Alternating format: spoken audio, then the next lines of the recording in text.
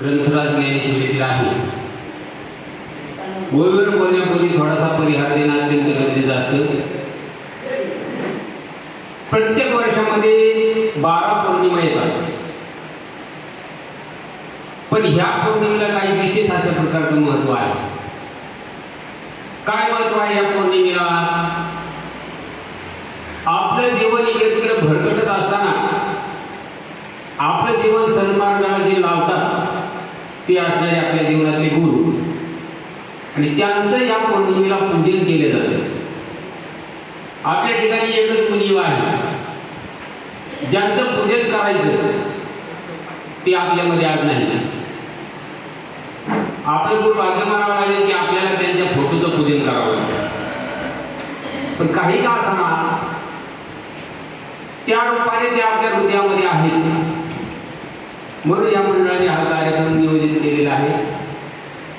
मंडळाचं अति प्रेम म्हणजे बाबावर एवढं प्रेम होतं की बाबावर जेवढं प्रेम या मंडळाने केलं तेवढं बाबावर कोणी प्रेम केलं नसेल. एवढं प्रेम या मंडळाचं बाबावर होतं. बाबाचं जीवन सांगायचं जर झालं तर बाबासारखा महात्मा आता होईल नाही. मुक्तावळीचे नामदेवरांचे अभंग आहे. नामदेवरांना गेले दिगंबर ईश्वर विभूती, राहिल्या त्या कीर्ती जगा माझी. वैराग्याच्या गोष्टी ऐकल्या त्या कानी आता ऐशी ध्वनी होणे नाही. जीवन सन्मार्गाला लावण्याचं काम बाबांनी केलेले. बाबाच्या जीवनामध्ये एवढी साधना खडतर बाबांनी केलेली. गुरु कोणी होत नाही बरं का. गुरु होण्याकरता त्या पदाला पोहोचण्याकरता खूप खडतर साधना करावं लागते, आणि बाबांनी जीवनामध्ये त्याचा संघर्ष केलेला. साधना खडतर साधना करून त्या पदाला पोहोचून त्याने अनेक प्रकारचे शिष्य घडवले बाबांनी. अनेक प्रकारचे माझ्या जीवनाचा प्रसंग सांगतो तुम्हाला. साधारण माणूस आहे, अशिक्षित माणूस.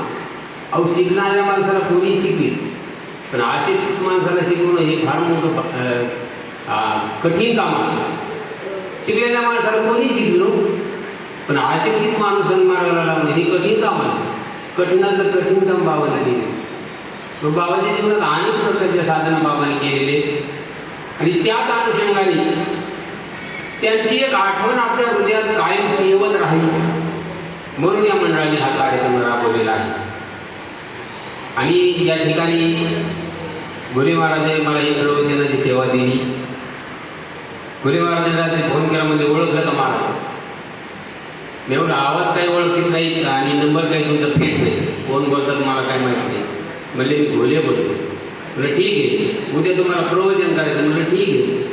आले भागातील तरी तो तुझे नाव उच्चारले.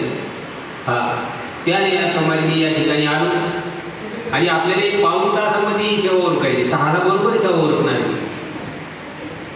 गुरु तेथे ज्ञान. गुरु आपल्या जीवनामध्ये किती गुरु असतात? प्रत्येकाच्या जीवनामध्ये किती गुरु असतात माहिती का? नाही माहिती. प्रत्येकाच्या जीवनामध्ये 5 गुरु असतात. प्रत्येकाच्या जीवनामध्ये. कुठले कुठले गुरु असतात? पहिले गुरु असतात आपल्याला शालेय शिक्षण शिकवणारे गुरु. दुसरे गुरु असतात आपले आई आणि वडील. तिसरे गुरु म्हणजे आपल्या हृदयामध्ये असणारा भगवंत आपला गुरु आहे. आणि चौथे गुरु म्हणजे परमार्थात वाटचाल कशी करायची हे सांगवणारे हे 5वे गुरु असतात. आई वडील 2, शालेय शिक्षण शिकवणारा 1, भगवान परमात्मा 1, आणि भक्ती मार्गामध्ये परमार्थिक क्षेत्रामध्ये आपण कशी वाटचाल करायची हे शिकवणारे हे 5वे गुरु असतात. प्रत्येकाच्या जीवनामध्ये 5 गुरु असतात. पण काही गुरु स्वार्थापोटी शिकवतात. शालेय शिक्षण शिकवणारा गुरु त्याचा काही परार्थ असतो का? आपल्याला शाळेत शिकवणारा गुरु परार्थ असतो का? परंपरा असतो का? नाही. तो त्याच्या स्वार्थासाठी आपल्याला शिकवतो. दुसरे गुरु आपले आई आणि वडील. आई वडील सुद्धा आपल्याला शिक्षण देतात. त्याच्यामध्ये त्यांचा परार्थ असतो का? काही उपकार असतील का त्यांची? त्यांचा सुद्धा स्वार्थ असतो. आपला मुलगा चांगला शिकावा, त्यांनी चांगली नोकरी करावी, त्यांनी चांगलं धन कमवावं, त्यांनी श्रीमंत व्हावा, असं एखाद्या आई वडिलांना वाटतं का माझा मुलगा मार्ग व्हावा? अजिबात वाटत नाही. मला हे आई वडील सुद्धा गुरु आहेत. पण हे स्वार्थाकरता आपल्याला शिकवतात. आणि भगवान परमात्मा आपला गुरु आहे. कृष्ण म्हणजे जगद्गुरु. कृष्ण भगवान परमात्मा गुरु आहे. कृष्ण भगवान परमात्मा शिकवतो. का शिकवतो, का सांगतो आपल्याला? तो स्वतः सांगतो ना, सर्व ठिकाणी माझी सत्ता आहे, तुम्ही माझं नामचिंतन करा. आणि त्याने आपल्याला जन्म याच्याच करता दिलेला आहे, त्याचं नामचिंतन करण्याकरता. भगवान कृष्ण परमात्मा सुद्धा शिकवतो. त्याला वाटतं की हा सर्व जीव जन्माला घातले, यांचा जन्म फुकट जाऊ नये म्हणून तो शिकवतो.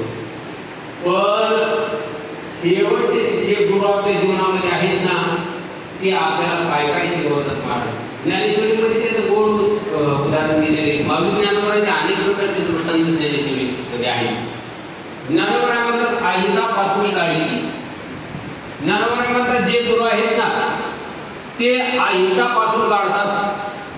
ही तर देवनी वाढली ती नाही श्रुती परती माऊली जगा. ज्ञानोबरा सांगतात हे गुरु जे असे साधना, खडतर साधना करून त्यांनी त्या पदाला पोहोचून जग सन्मार्गाला कसं लागलं